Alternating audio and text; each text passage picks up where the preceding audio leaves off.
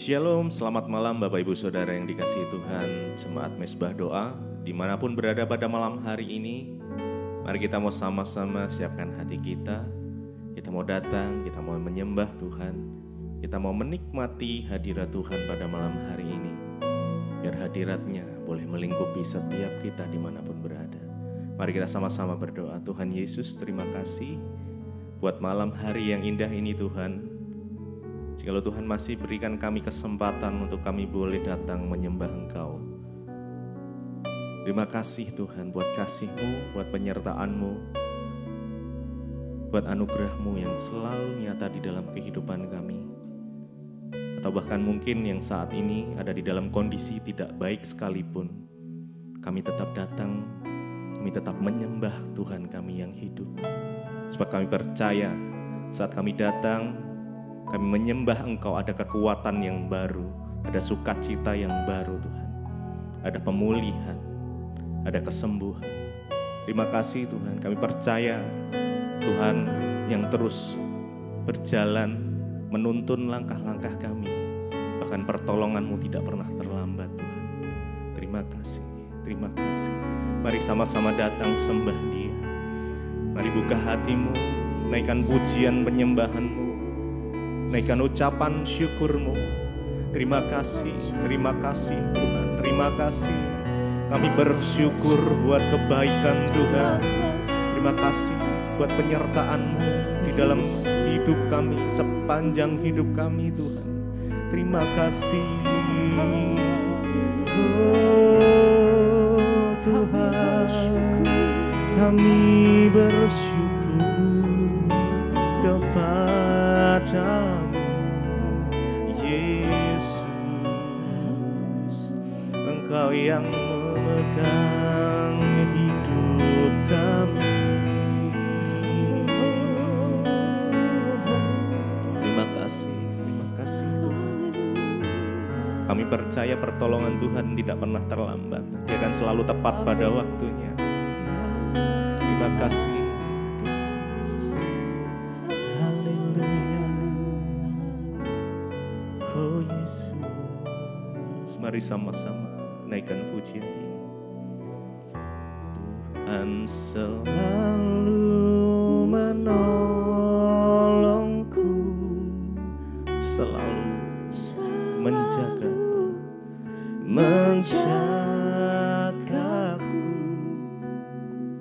sehelai di rambutku tak akan terjatuh tanpa seizin-Mu.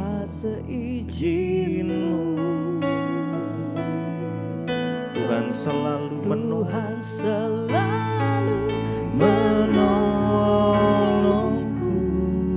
Dia selalu menjaga kita. Terima kasih Tuhan. Amin. Dia mengenyangkanku. Dia memelihara kita dan peliharaku seumur hidupku. Mari lebih lagi. Tuhan selalu menolong. Dengan iman kita naikkan pujian ini. Terima kasih Tuhan buat pertolongan-Mu. Selalu menjagaku, sehelai di rambutku tak akan terjatuh tanpa seizin-Mu. Tuhan selalu menolongku,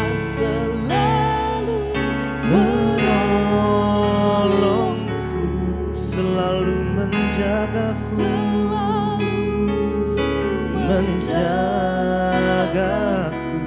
Dia mengenyangkanku dan memeliharaku seumur hidupku. Tuhan selalu menolong. Terima kasih Tuhan buat pertolongan-Mu. Selalu menjagaku. Ya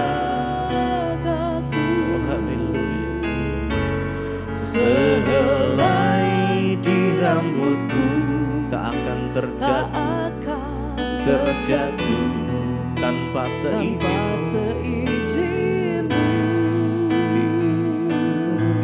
Tuhan selalu menolongku,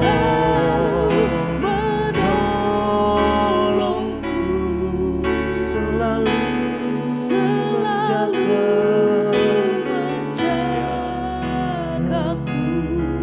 Dia mengenyangkanku dan peliharaku seumur hidupku. Tuhan, terima kasih. Engkau selalu ada untuk kami, Tuhan. Engkau Tuhan yang tidak pernah sedetik pun meninggalkan kami. Engkau selalu menjaga hidup kami. Terima kasih. Terima kasih ya Tuhan. Pemeliharaanmu sempurna atas setiap kami, Tuhan. Pertolonganmu nyata. Oh, terima kasih Yesus. Kami bersyukur kepadamu ya Tuhan.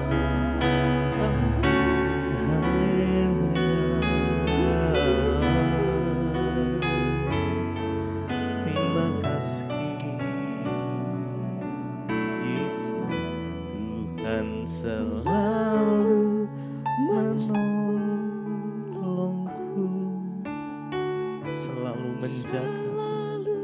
Mari naikkan dengan segenap hatimu. Terima kasih Tuhan. Terima kasih Yesus. Tak akan terjatuh tanpa seizin.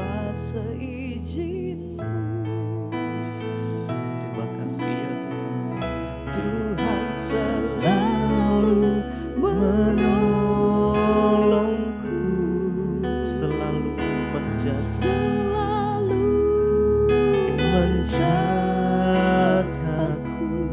Dia mengenyangkanku dan peliharaku seumur hidupku. Mari lebih lagi dengan segenap hati kita. Tuhan selalu menolongku. Bapa, Engkau jamah setiap kami yang membutuhkan pertolongan Tuhan. Jesus. Sehelai di rambutku tak akan terjatuh tanpa seizin. Amin. Tuhan selalu menolongku,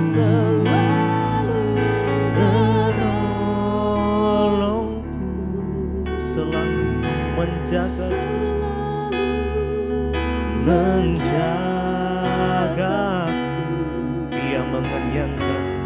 Dia mengenyangkanku dan peliharaku seumur hidupku. Jesus. Terima kasih ya Tuhan.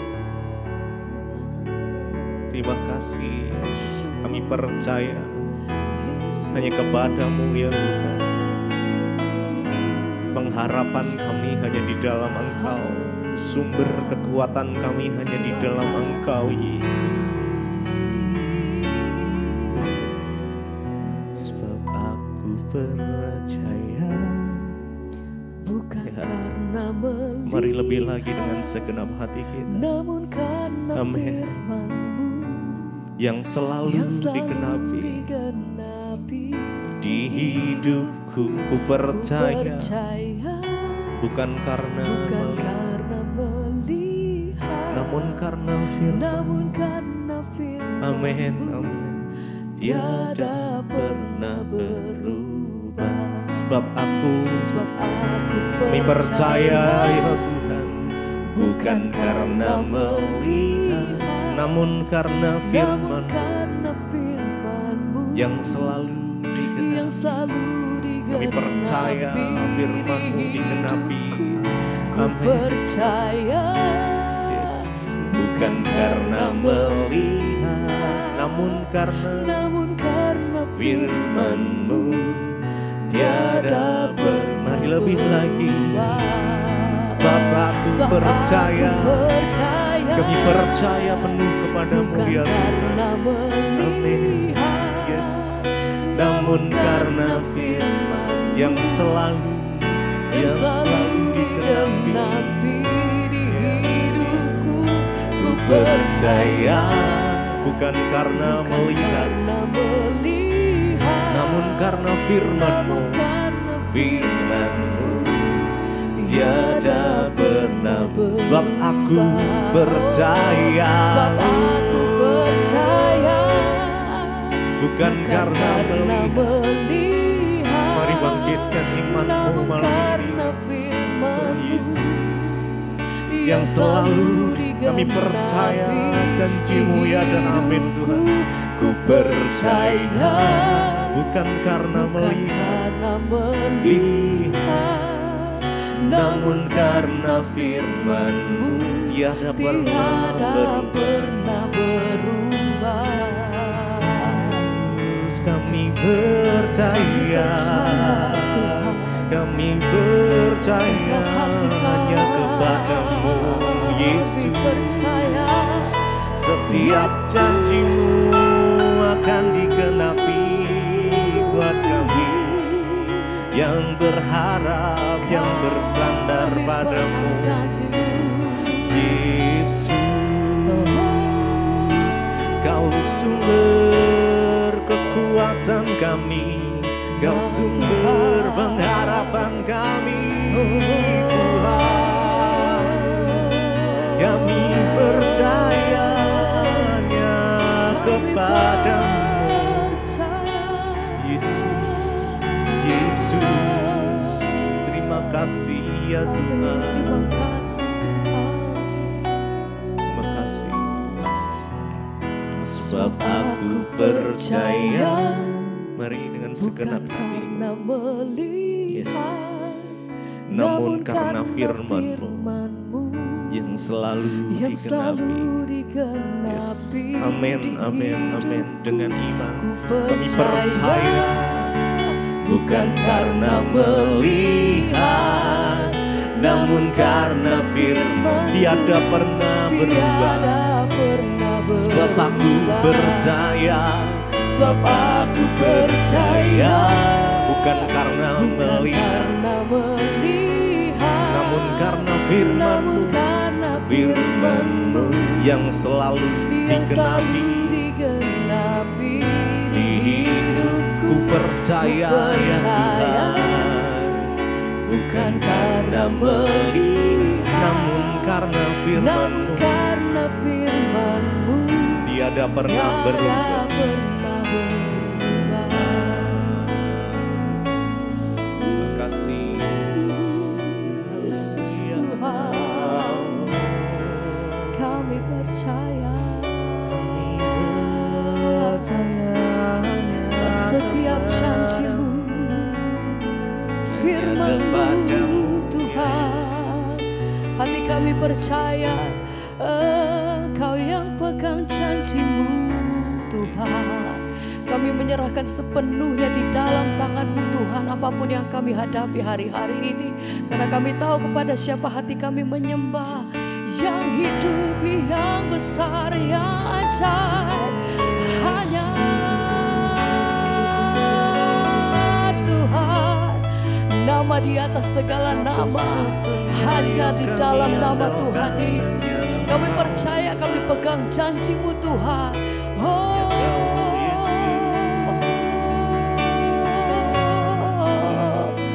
Haleluya. Ini iman kami Tuhan, ini pernyataan setiap kami. Ku percaya janji-Mu ajaib. Amin. Terukir dalam kehidupanku. Ku berserah Tuhan, ku berserah di dalam kekuatanmu. hanya Kau segalanya bagiku. ku percaya, amin. Janjimu ajaib, Engkau ajaib Tuhan, terukir dalam kehidupanku. ku berserah di dalam kekuatan, amin Tuhan. Ku percaya, oh, ku percaya janjimu ajaib. Sebab hati kami percaya penuh Tuhan, Kau yang pegang seluruh kehidupan kami sampai hari ini. Kami percaya bahwa Engkau Tuhan bertindak atas setiap pergumulan hidup kami. Kami percaya Tuhan, hanya Kau segalanya bagiku. ku percaya Tuhan, Janjimu ajaib, terukir dalam kehidupanku. ku berserah, amin Tuhan. Dalam kekuatanmu, Ku percaya,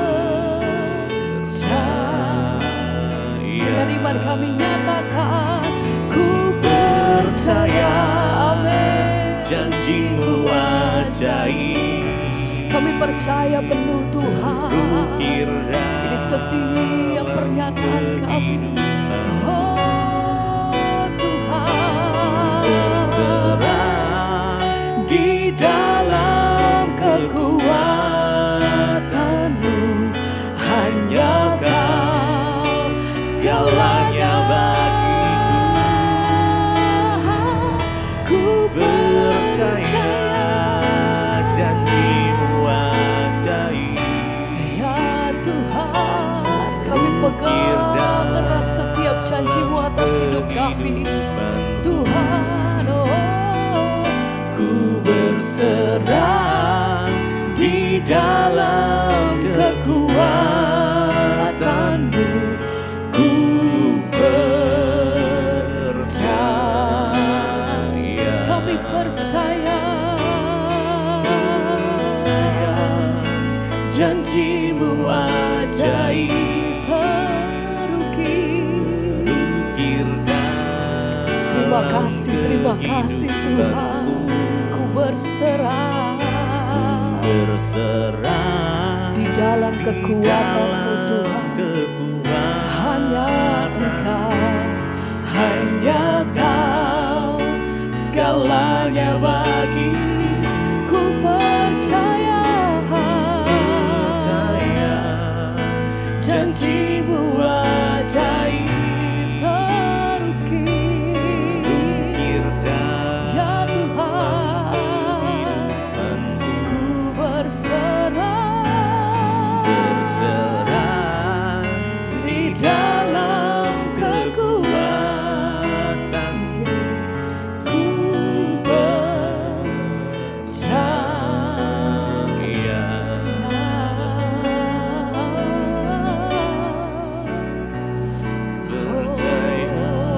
Segenap hati kami percaya Tuhan, kami beriman, kami meletakkan setiap pengharapan kami Tuhan. Dengan hati yang percaya kami katakan Tuhan, oh ini setiap iman kami. Kami mau nyatakan Tuhan bahwa satu-satunya pertolongan kami hanya Yesus. Kami berserah Tuhan, ku percaya janjimu ajaib, terukir dalam kehidupanku. berserah berserah di dalam kekuatan ya Tuhan. Hanya Kau segalanya bagiku. Ku percaya janji-Mu ajaib. Amin Tuhan. Terukir dalam hati kami percaya penuh. kehidupan. Hati kami berserah Tuhan. Ku berserah. Terima kasih Di dalam kalau Tuhan selalu ada dalam jalan-jalan kami. Ku percaya.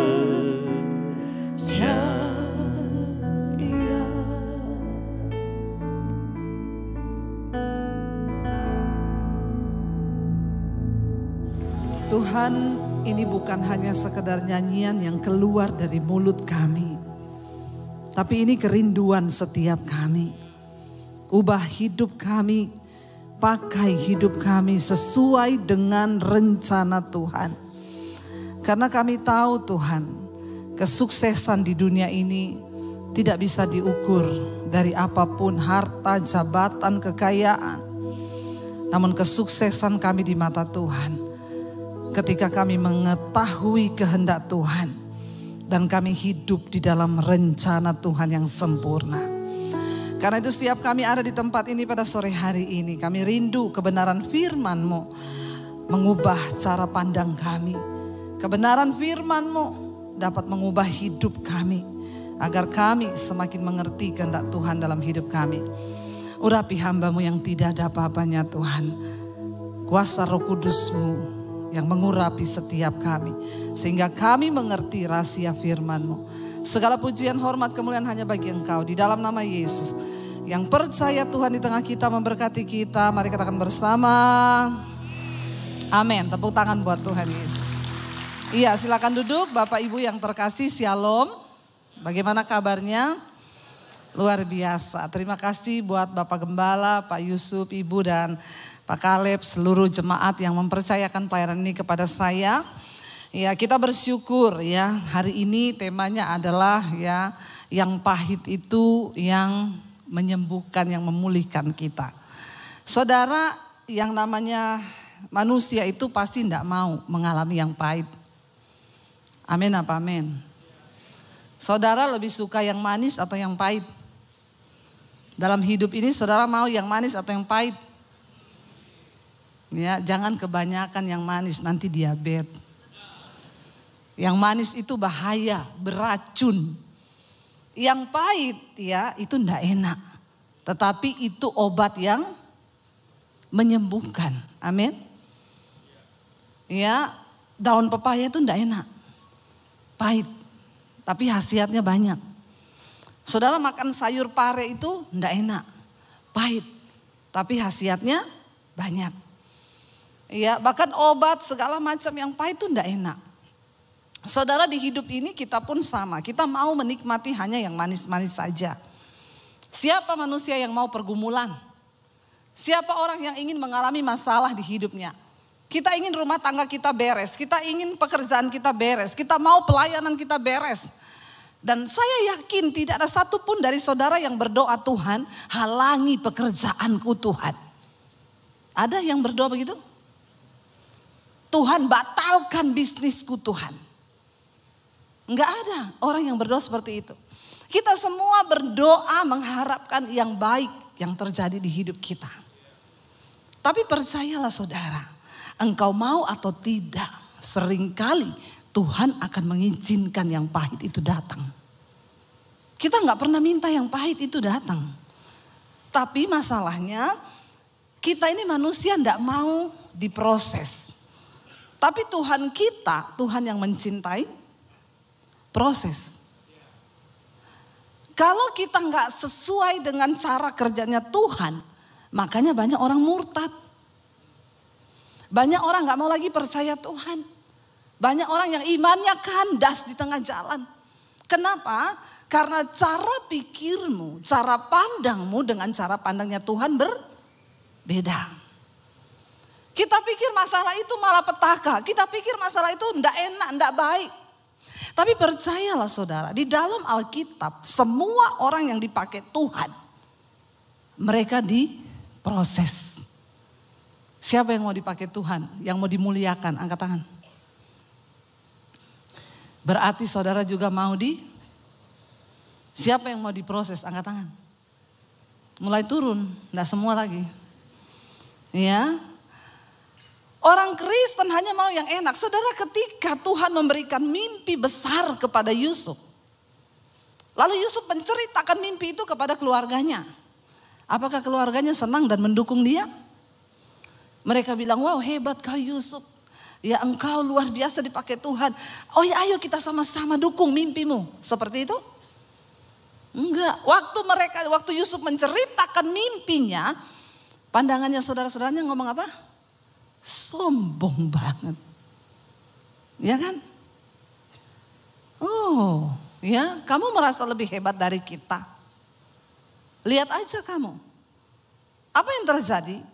Mereka mencoba membunuh Yusuf, bukan hanya membunuh mimpinya. Tapi mereka mencoba membunuh Yusuf.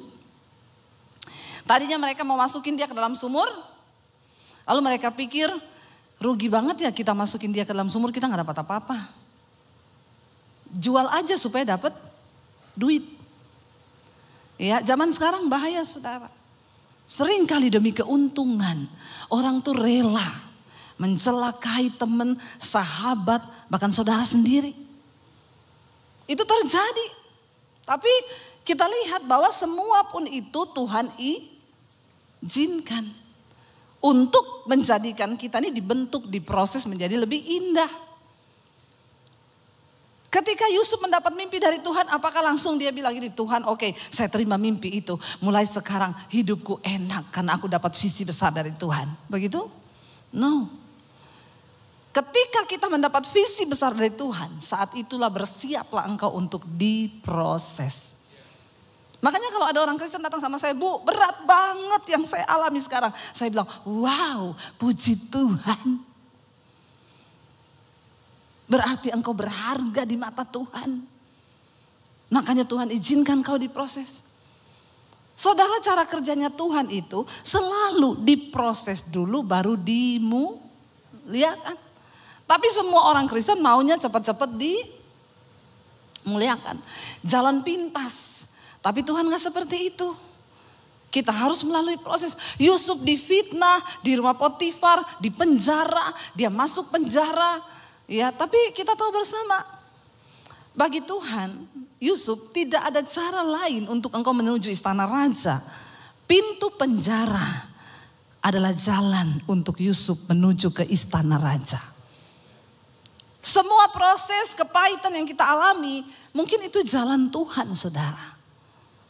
Makanya jangan terburu-buru. Saya itu kalau orang datang, Bu saya ada masalah Bu, doakan saya. Doakan apa? Biar cepat selesai. Enggak. Saya tidak akan berdoa supaya masalahmu cepat selesai. Saya akan berdoa supaya kau ngerti maksud Tuhan di balik masalah itu. Kalau kau sudah ngerti, bagi Tuhan menyelesaikan masalahmu itu hanya semudah dia berfirman.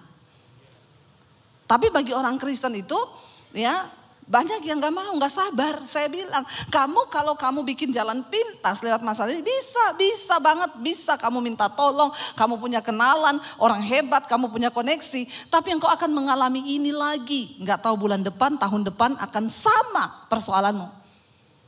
Engkau gak akan pernah lulus, kenapa? Karena kau tidak mengerti kehendak Tuhan di balik masalah itu. Saya punya teman saudara, dia pengusaha, banyak duit.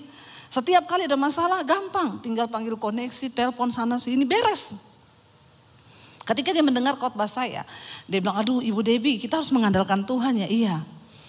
Hari-hari ini dia telepon saya, Bu ini sebenarnya Bu, saya telepon si A si B beres nih masalah saya Bu. Tapi saya dengar khotbahnya Ibu, tapi kok gak beres-beres ya Bu. Saya bilang, Bapak mau coba tolong diri sendiri? Silakan kalau Bapak mau pakai cara lama. Pak, orang itu kalau mau dimurnikan Tuhan Pak, memang berat Pak. Sampai kedaginganmu itu menjerit, berteriak. Dia bilang sampai anak saya, buah saya bilang begini, Bapak kok sekarang jadi begini ya Pak, jadi tolol. Saya bilang memang orang itu melakukan firman kelihatannya tolol. Tapi disitulah engkau mulai mengandalkan Tuhan. Jangan pakai cara lama. Engkau akan mengalaminya lagi dan lagi dan lagi. Saya bilang karena itu saya melihat Bapak ini pengusaha sukses. Tapi engkau gak pernah menikmati kekayaanmu. Karena engkau selalu pakai cara manusia. Engkau gak pernah mengandalkan Tuhan. Ya berat saudara. Kita lihat Daud. Ketika Daud diurapi menjadi raja di umur belasan tahun. Maka di situ dia juga mulai masuk dalam proses. Dia dibenci sama Saul. Musuh terberat Daud dalam hidupnya bukan orang Filistin, bukan orang Amalek. Siapa musuh terberat Daud dalam hidupnya? Saul yang adalah rajanya sendiri. Orang yang dekat di hatinya. Orang yang dianggap diurapi Tuhan. Yang kedua, siapa musuh terbesar Daud di dalam hidupnya? Bukan orang Filistin, bukan orang Amalek. Tetapi Absalom, anaknya sendiri. Tidak mudah bagi Daud seorang yang diurapi Tuhan. Dia harus menghadapi kenyataan di mana anaknya pun memberontak terhadap dia. Enggak jaminan saudara seorang hamba Tuhan lalu anaknya juga nurut. Kita kan enggak bisa mengontrol semua orang. Ya. Ketika Daud menghadapi Absalom saudara, dia harus melarikan diri ke padang gurun. Dia harus melarikan diri menyeberangi sungai. Cuma gara-gara apa? Tiba-tiba Absalom merebut tahtanya. Dan mengusir Daud dari istana. Bahkan ingin membunuh Daud yang adalah ayahnya sendiri. Dan akhirnya ketika Daud melarikan diri. 2 kali Tuhan beri dia kesempatan untuk bisa bunuh Absalom saudara. Bunuh Saul ya. Saul mengejar mereka. Lalu Daud berdiri di samping Saul yang sedang tertidur pulas. Anak buahnya bilang, Raja, firman Tuhan digenapi. Bahwa Tuhan mengirimkan musuhmu di hadapanmu. Hari ini habisi dia. Aku akan tikam pedangku ke dalam lambungnya. Saul berkata, jangan. Jangan kau sentuh orang yang diurapi Tuhan. Akhirnya dia potong jubahnya Saul. Dia bawa itu sebagai tanda. Ketika besoknya dia berteriak kepada Saul. Saul, aku ada kesempatan untuk mengambil nyawamu. Ini ujung jubahmu. Tapi aku tidak menyentuhmu karena nyawamu berharga di mataku. Tapi Saul tidak kapok saudara. Dia terus mengejar Daud untuk membunuhnya. Enggak main-main penderitaan yang Daud alami. Sampai waktu yang kedua kali pun Saul tertidur. Daud berdiri di sampingnya. Anak buahnya berkata, Tuhan izinkan aku tusukkan tombakku ke lambungnya. 1 kali tusukan saja dia mati. Daud berkata, kalau memang Saul akan mati, maka dia akan mati karena dia menemukan ajalnya. Karena Tuhan yang mengambil nyawanya, tapi bukan tanganku yang mengambil nyawanya. Berat gak bagi Daud? Berat, dia mengalami kepahitan, dia lari meninggalkan semua kenyamanannya. Tapi ketika dia punya kesempatan untuk membunuh, dia seperti orang bodoh saudara. Gak bisa melakukan apa-apa karena ketaatan kepada Tuhan. Kalau hari itu, hari pertama kali mereka dapat membunuh Saul. Dan Daud menyuruh anak buahnya membunuh. Kira-kira selesai gak masalahnya? Selesai hari itu. Daud bisa langsung dilantik menjadi raja. Tapi Daud gak melakukan itu. Sampai akhirnya Alkitab berkata akhirnya Saul berperang melawan orang Filistin. Sementara Daud ada di persembunyian. Pada akhirnya orang Filistin mengalahkan tentara bangsa Israel. Lalu Saul ketakutan dan dia melihat semuanya dibantai mati oleh orang Filistin. Lalu Saul berkata kepada anak buahnya, tikam aku dengan pedangku. Bunuh aku sebelum orang Filistin mengejarku. Karena mereka sangat-sangat bengis orang Filistin itu. Aku tidak mau dipermainkan oleh mereka. Tapi anak buahnya berkata tidak. Aku tidak akan pernah membunuh engkau tuanku raja. Dan apa yang Saul lakukan? Dia tancapkan pedangnya ke tanah. Dia jatuhkan tubuhnya di atas pedangnya sendiri. Saul mati bunuh diri. Tapi bukan Daud yang membunuhnya. Saudara, ketika Daud bebas dari Saul. Dia diangkat menjadi raja. Anaknya Absalom memberontak terhadap dia. Absalom mengejar Daud. Bayangkan saudara, musuh terbesar Daud bukan orang Filistin, bukan orang Amalek, tapi orang yang terdekat dengan dia.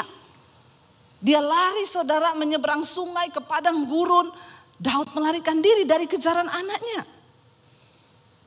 Dan ketika orang memaki-maki Daud, Daud cuma bilang, anak buahnya bilang, aku bantai orang itu ya raja. Kenapa dia memaki-maki engkau? Ketika Daud sedang dalam pelarian dikejar Absalom. Ya, Simei datang dan berkata, syukur kamu raja. Ya, kamu kena tulah dari Tuhan. Dasar engkau seorang dursila. Ya, engkau berhutang darah. Dia maki-maki Daud. Anak buah Daud berkata, Tuanku raja, izinkan aku menyeberang ke seberang. Saya penggal lehernya. Daud berkata apa? Jangan. Kalau Tuhan yang menaruh perkataan kutuk itu di mulutnya. Dan memang Tuhan yang mengizinkan aku dikutuk. Apa urusanmu dengan aku? Dan apa urusanmu dengan Tuhan? Daud menelan semua yang pahit itu saudara. Sampai akhirnya pun Absalom maju untuk berperang melawan Daud dalam sebuah pertempuran. Daud berkata kepada panglimanya Yoab, pergi hadapi Absalom. Tapi satu pesanku, kalau engkau berhasil mengalahkan Absalom, jangan engkau bunuh dia dan jangan engkau apa-apakan dia. Tapi saya percaya sebagai panglima perang, Yoab itu gondok gak? Gondok. Ini Daud ini ya, dia apa-apain orang diem aja, dia apa-apain orang goblok aja, gak mau balas. Ini anaknya ini bikin kita masalah. Saudara pikir enak malam-malam lari menyeberang sungai di tengah padang gurun, mereka harus kelaparan dan lain sebagainya, meninggalkan kenyamanan istana cuma karena satu anak yang namanya Absalom. Tapi Daud bilang jangan kau bunuh dia. Karena dialah anakku. Kenapa saya bilang itu penderitaan yang paling pahit bagi Daud? Karena itu musuh terbesarnya. Tapi dia tidak tega untuk membunuhnya. Dia bisa melakukannya. Tapi dia gak bisa lakukan itu. Saudara, apa yang terjadi? Akhirnya ketika mereka maju berperang. Absalom menunggangi bagalnya kudanya dengan seluruh persenjataannya. Tiba-tiba kepalanya nyangkut di pohon. Dan kudanya lari sendiri, Absalom kepalanya nyangkut di pohon. Ketika orang melaporkan kepada Yoab, panglimanya Daud, Absalom tergantung di pohon. Yoab datang membawa tombaknya. Dia tikam lambungnya Absalom dan Absalom mati. Dan ketika Absalom mati, Daud berduka cita. Daud menangis saudara. Ya. Seharusnya itu menjadi sorak-sorai. Sebuah kemenangan ketika mereka pulang berperang. Orang kalau pulang perang kan bersorak-sorai kan. Tapi ketika itu mereka masuk ke Israel. Itu seperti orang yang kalah perang. Karena mereka tahu Daud berduka cita atas kemenangannya, kematian anaknya sendiri. Kemenangan berubah menjadi kesedihan. Saudara bisa bayangkan apa yang Daud alami. Saudara, pemazmur berkata begini. Mari kita buka Mazmur 73 ayat yang ke-21. Mazmur 73 ayat yang ke-21 firman Tuhan berkata begini. Kita baca bersama Mazmur 73 ya ayat yang ke-21. Ketika hatiku pahit, ketika hatiku merasa pahit dan buah pinggangku menusuk-nusuk rasanya. Aku dungu dan tidak mengerti seperti hewan aku di dekatmu. Waktu orang itu pahit, sakit hati, mengalami tekanan, maka itu pasti akan berimbas kepada fisiknya. Itu pasti saudara. Kalau saudara banyak masalah, ya pasti saudara mulai sakit tulang, ya itu pasti. Karena makanya Alkitab berkata hati yang gembira itu obat yang manjur. Ya 70% penyakit fisik itu datang dari jiwa, dari hati.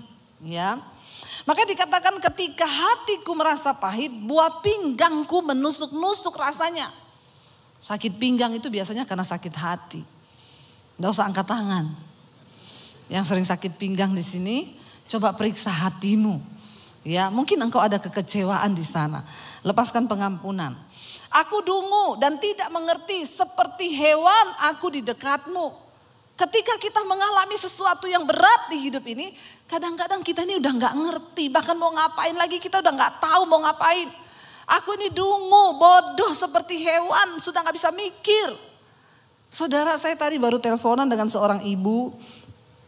Luar biasa, ibu ini mengalami kepahitan yang bukan kepahitan yang dibuat manusia. Jadi beberapa waktu yang lalu saya pelayanan di satu kota. Dia suruh saya doakan anaknya yang menikah sudah beberapa tahun tapi belum punya anak. Jadi saya panggil anak itu, saya doakan, saya tumpang tangan perutnya. Puji Tuhan, setelah saya pulang sebulan kemudian anak itu hamil. Ya, seneng. Keluarga ini seneng anaknya hamil.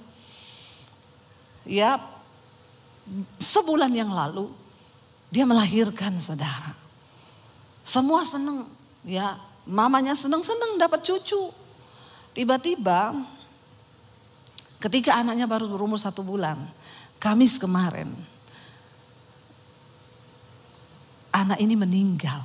Tapi bukan bayinya, tapi mamahnya.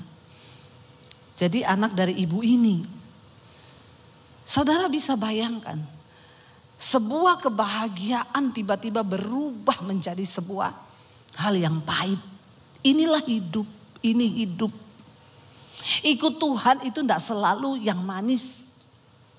Kita harus mempersenjatai diri kita bahwa ikut Tuhan itu bukan cuma yang enak-enak. Saya selalu berkata, saudara, kepada anak Tuhan, engkau ikut Tuhan bukan supaya engkau tidak mengalami masalah di hidupmu. Kenapa engkau harus dekat dengan Tuhan? Karena ketika engkau mengalami masalah, engkau akan beroleh kekuatan sebab engkau dekat dengan Tuhan. Jangan kau kecewa, banyak orang datang, Bu, kenapa Tuhan, Bu, kenapa Bu? Saya sudah sungguh-sungguh ikut Tuhan, saya sudah begini. Saya bilang, kau itu dekat Tuhan, bukan supaya hidupmu gak ada masalah. Dunia ini tempatnya masalah. Kalau saudara gak mau hadapi masalah, silakan pergi dari dunia. Iya apa ya? Makanya kalau orang datang, Bu Debbie, saya itu banyak masalah di hidup saya, kenapa gak pernah selesai? Ibu sudah capek hidup? Ngomong, Bu, nanti saya doakan. Karena hanya di dunia orang mati tidak ada masalah. Selama kita hidup pasti ada masalah. Tapi jangan cari-cari masalah buat lo. Jangan cari masalah. Karena hidup ini kita lurus-lurus aja banyak masalah. Kemalangan orang benar itu banyak. Orang benar loh, kemalangannya banyak, saudara. Makanya jangan suka menghakimi juga kalau ada orang dalam masalah itu ada dosa itu pasti ada gini. Enggak, sering kali Tuhan izinkan yang pahit. Saya ingat dulu kami satu keluarga tabrakan, saudara. Mau pelayanan ke Anyer, di mobil kita nyanyi lagu rohani loh. Ku diberi kuasa dari Raja Mulia. Suami saya nyetir, anak saya 3 di belakang, saya di depan. Saya pakai suara 1, suami suara 2, bagi suara kita di mobil. Kurang apa? Mau pergi kita berdoa loh, Tuhan sertai perjalanan kami. Segala roh maut kecelakaan kami patahkan, hancurkan dalam nama Yesus. Pas kita mau exit tol di Cilegon, itu udah mau keluar. Suami saya bangunin saya, Say, siapin uang tol, waktu itu belum pakai kartu. Saya lagi ambil di tas begini, saya tidur. Anak-anak semua tidur di belakang. Saya lagi ambil duit begini, tiba-tiba saya dengar suami saya bilang, Tuhan Yesus tolong. Saya ini baru mau tanya, maksudnya Tuhan Yesus tolong kenapa? Tiba-tiba saudara, saya merasakan benturan yang keras sekali di mobil kami. Mobil kami terlempar, terbalik ke sebelah. Dan itu makanya kenapa kita ini harus selalu hidup kudus, saudara. Kematian itu hanya berjarak 1 detik dari hidup kita. Ngeri. Kita tuh kalau mati begitu, saudara, kita ini udah gak sempat bertobat. Waktu mobil ternyata ada bus dari belakang kami. Busnya namanya laju prima. Lajunya bener-bener prima. Kami ini mobil posisi berhenti di jalan tol. Memang jalan tolnya itu menurun dan berbelok begini. Posisi mobil kami itu berhenti mau bayar tol. Dia tanpa rem melaju dari atas dengan kecepatan yang sangat tinggi. Nggak sempat ngerem. Jadi suami saya itu banting setir ke kanan. Di depan kami masih ada 3 mobil. Dia hantam mobil kami, pas di pojokannya mobil kami terlempar terbalik ke sebelah. Lalu dia menghantam lagi 2 mobil, tapi yang paling keras itu di mobil kami karena mobil kami yang kena pertama. Saudara, waktu mobil itu terlempar terbalik-balik begitu, saya itu udah gak sadar. Itu kita kalau bikin dosa, lalu mengalami kayak begitu, saudara gak akan sempat ngomong, Tuhan ampuni saya selingkuh, Tuhan ampuni saya kepahitan, Tuhan ampuni Tuhan. Gak akan sempat. Saudara, dalam kecepatan sekian detik saya hilang, udah hilang, gak ingat apa-apa. Cuma syok, kaget, apa ini, udah gak sempat berpikir, tiba-tiba saya buka mata, mobil sudah terbalik, saya kepala di bawah. Airbagnya keluar, asap semua, saya panik saudara. Anak saya semua bangun, Mam kenapa ini Mam? Kiamat Mam, kiamat. Dia pikir kiamat, meteor jatuh. Saudara, benar. Ya saudara bisa tertawa dengan kisah saya, tapi cukup saya yang mengalami saja. Saya bilang sama Tuhan, Tuhan jangan gini juga keles. Saya tahu saya sering khotbah, tapi jangan terus-terusan izinkan saya yang mengalami Tuhan. Ya cukup saya yang ngalami, saya bisa cerita sama saudara. Makanya memang pengkhotbah itu harus dia ngalami duluan. Amin. Seminggu sebelumnya rumah saya kemasukan maling. Itu kejadian, saudara tahu, hari-hari itu saya ini tiba-tiba sama Tuhan disuruh baca kitab Ayub. Tapi saya nanti aja. Akhirnya minggu itu kami kerampokan rumah kami. Semua barang yang berbau elektronik itu Apple semua hilang. Jadi kita total hampir 100 juta itu hilang. Dan gak enak banget saudara. Kayaknya saya mau bersaksi itu ya enggak enak gitu loh. Kadang kan kita lebih enak tuh kalau bersaksi saudara. Rumah saya dimasukin maling. Lalu saya bangun pagi-pagi. Tidak ada barang yang hilang. Dan malingnya tergantung di pagar. Kalau saya bersaksi itu kan saudara tepuk tangan toh. Ini aja udah ada yang mau tepuk tangan nih. Kayaknya kan wah banget gitu ya. Malingnya kesangkut di pagar. Barangnya gak ada yang hilang. Itu bener-bener Kristen itu. Ya Pak ya. Tapi saya mau bersaksi maling masuk. Dan kami gak ada yang terbangun. Dan barang-barang hilang. Hampir 100 juta. Laptop, handphone berapa biji saudara. Dan saya waktu itu bangun saya bilang gini, Tuhan. Ini kan rumah tetangga saya kayaknya yang lebih benar deh dari mereka hidup saya. Tapi kok bukan rumah mereka yang dimasukin? Kenapa rumah saya? Dan rasanya di gereja itu enggak elegan kita bersaksi begini, pendeta kok kerampokan. Nanti jemaat bilang apa? Hello? Please deh. Lalu saya hari itu di Tuhan bilang baca kitab Ayub. Saya gini, baru kemalingan gitu udah suruh baca kitab Ayub. Alay lebay. Saya gak baca. Seminggu kemudian tuh kita pelayanan saudara. Ya, kita pelayanan udah doa, udah apa kejadian itu. Jadi saya tuh berpikir kalau ini sih sudah hampir nyawa ya, itu mobil hancur 80%. Kalau saudara lihat itu fotonya dari depan sampai belakang dan mobil kami itu kan pendek. Waktu itu Honda Freed itu sejajar sama mobil bus punya ban kan. Saudara tahu bus yang besar itu. Mobil saya sama bannya itu sama tinggi. Jadi kita benar-benar di bannya. Dia hantam mobil saya hancur 80%. Tapi saya nggak tahu bagaimana ceritanya anak saya itu duduk melintang di belakang. Yang kecil, waktu posisi kejadian itu anak saya itu sudah di pangkuan saya di depan. Kami satu keluarga tidak ada yang luka satupun. Enggak ada, ini tepuk tangan nih. Tadi waktu kemalingan enggak ada yang tepuk tangan. Ya, itu kami enggak ada luka saudara. Cuma ketika saya itu bilang, aduh Tuhan ya kayaknya ini sudah hampir nyawa ini ya. Sampai polisinya datang, saya dan anak-anak harus dibawa ke rumah sakit terdekat. Walaupun enggak ada darah, enggak ada apa, tapi kami harus diperiksa. Jadi suami saya tinggal di mobil. Waktu suami saya tinggal, polisinya datang. Dia bilang gini, waduh Pak mobilnya hancur ya Pak. Tapi untung loh Bapak cuma sendiri. Ini tadi Pak kalau ada yang ikut, pasti yang duduk di bangku kedua udah pasti meninggal Pak. Suami saya bilang, kami berlima Pak. Astagfirullah. Terus suami saya dipegang punggungnya sama polisi. Terus mana sekarang? Istri saya, anak saya 3 Pak. Polisinya elus-elus suami saya. Ikhtifar ya Pak ya. Ikhtifar. Namanya musibah itu kita tidak ada yang tahu ya Pak. Terus gimana Pak keadaan istri sama anaknya? Suami saya bilang, puji Tuhan gak ada yang luka, gak ada yang apa. Alhamdulillah, Masya Allah, Subhanallah. Suami saya bilang haleluya Pak. Saudara, akhirnya saya pulang saudara. Saudara boleh tepuk tangan. Tapi di hati saya nih, saya pahit saudara sama Tuhan. Saya bilang Tuhan, kenapa bertubi-tubi Tuhan? Apalagi ketika ada orang-orang dekat itu WA, SMS. Bu, saya dengar ibu kecelakaan ya. Iya, introspeksi diri.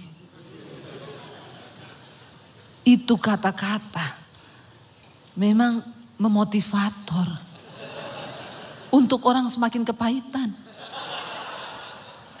Orang lagi ada musibah, ndak usah kau tulis introspeksi diri, ndak usah. Dia pasti sudah tanpa kau suruh, ndak usah. Kau ndak perlu berkata kalau hanya melukai. Orang-orang Kristen, orang pelayanan, introspeksi diri Bu, ibu kan hamba Tuhan. Dia tambah ayat lagi.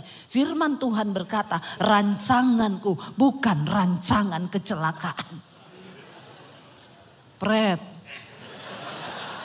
Kau enggak ngalami kau. Saya hanya bisa menelan ludah dan berkata, terima kasih Bu, amin. Saya tuh mencoba introspeksi diri ketika kami mengatakan, Tuhan saya tuh salah apa Tuhan? Kalau saya selingkuh, enak saya langsung tahu, ini pasti karena saya selingkuh Tuhan marah toh. Atau saya lagi kepahitan lalu ngalamin gitu, ini pasti karena saya kepahitan nih Tuhan tegur. Langsung bertobat. Masalahnya saya cari-cari, saya gak ketemu salah saya. Stres enggak saudara?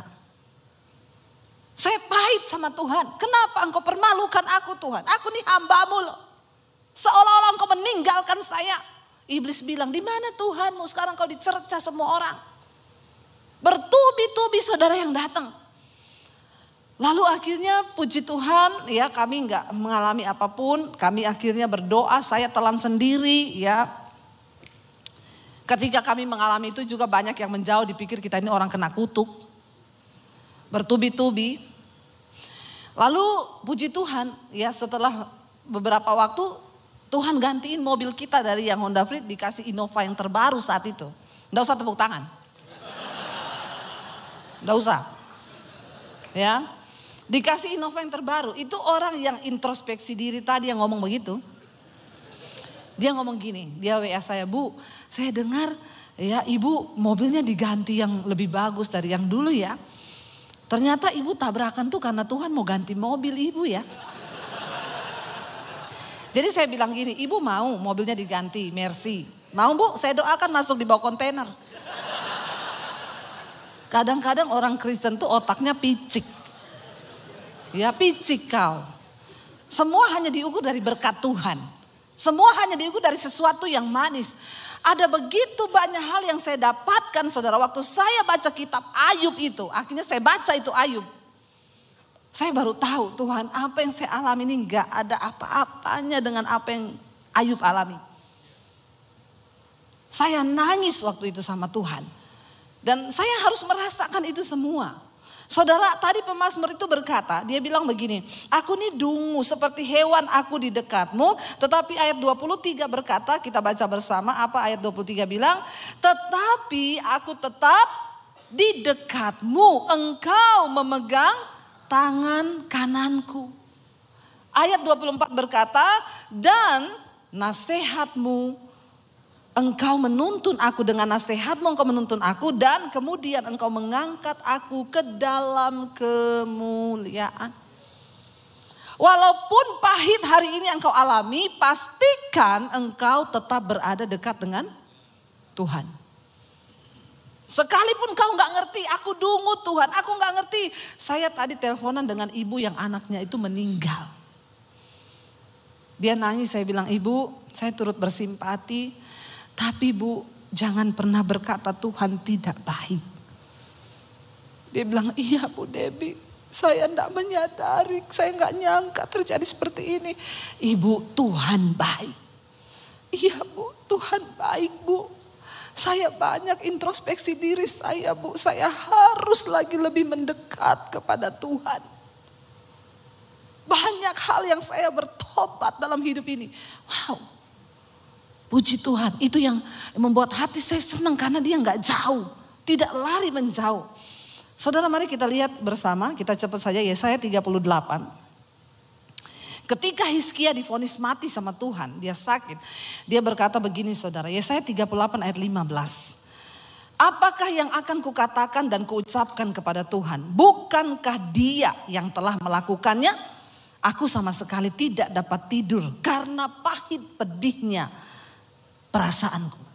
Orang itu kalau pahit pedih memang susah tidur saudara.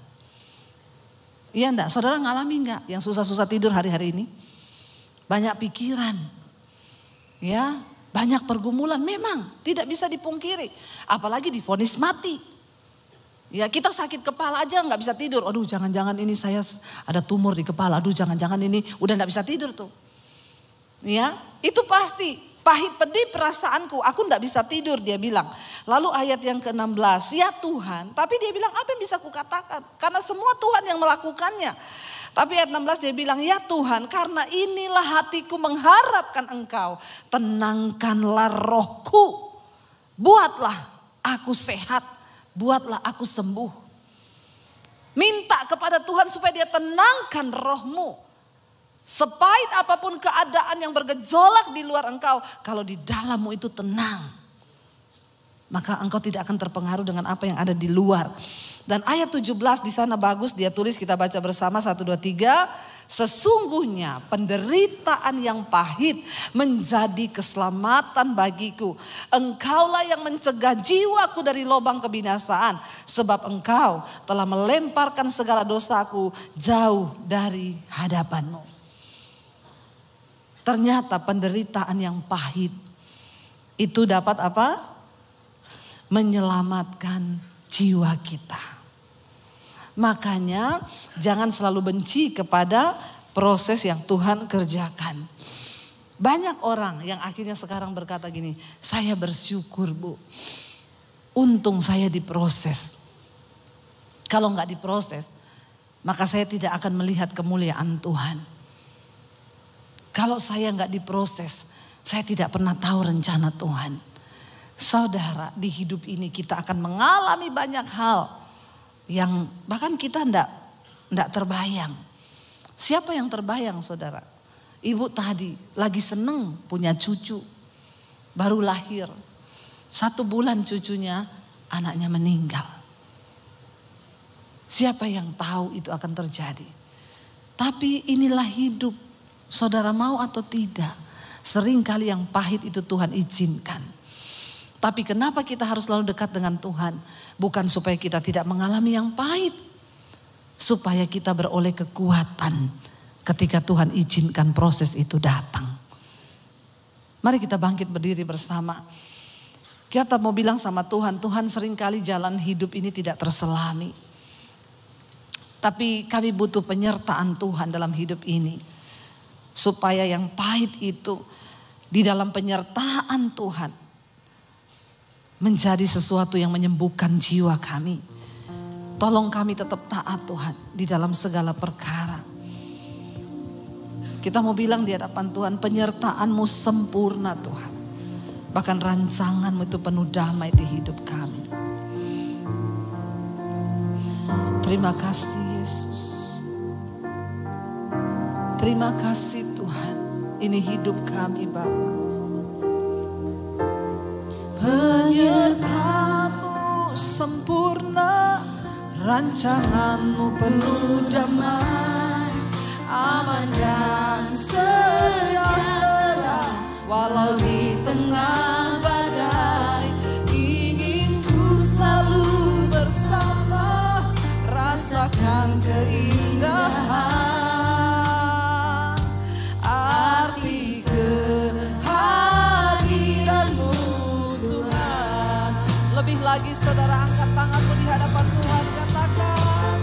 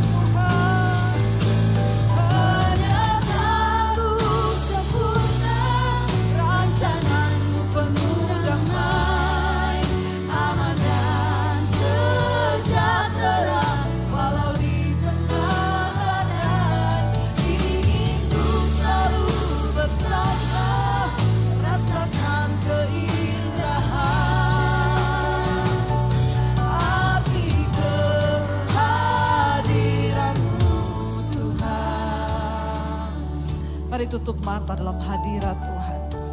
Mungkin hari ini engkau sedang mengalami sesuatu yang bahkan engkau tidak mengerti.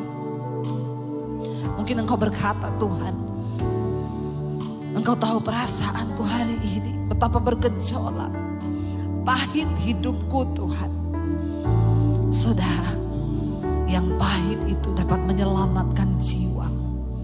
Tanya pada Tuhan hari ini, apa maksudmu Tuhan di balik setiap proses yang kami alami?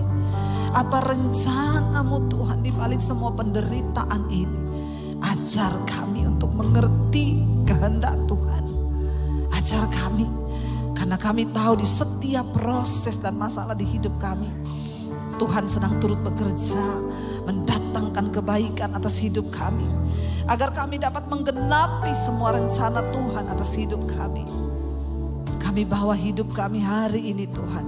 Kami mohon penyertaan Tuhan di dalam setiap keadaan di hidup kami. Mari buka hati dan tanganmu di hadapan Tuhan Bapak Ibu. Diberkatilah engkau dalam hidupmu, diberkati rumah tanggamu, diberkati pekerjaanmu, diberkati kesehatanmu, diberkati keuanganmu. Dan engkau akan menjadi berkat bagi banyak orang. Karena itu terimalah kiranya berkat rahmat anugerah dari Allah Bapa, cinta kasih Tuhan Yesus Kristus, penyertaan Allah Roh Kudus menyertai hidup kita mulai hari ini bahkan sampai kali yang kedua. Tuhan Yesus datang menyertai kita semua, mengangkat kita dalam kemuliaannya, dan nama kita tercatat di dalam kitab kehidupan. Di dalam nama Tuhan Yesus yang percaya diberkati Tuhan, katakan bersama, amin, amin, amin. Tuhan Yesus memberkati.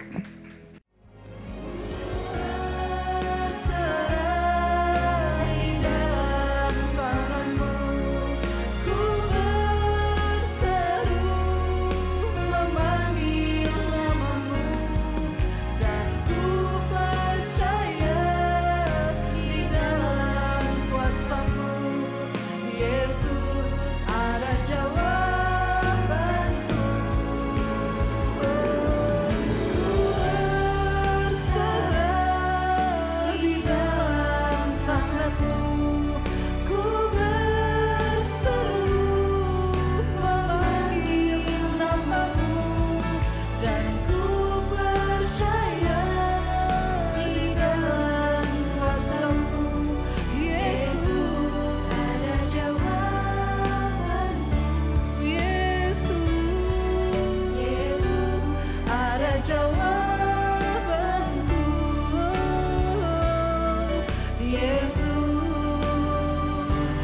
ada jawaban.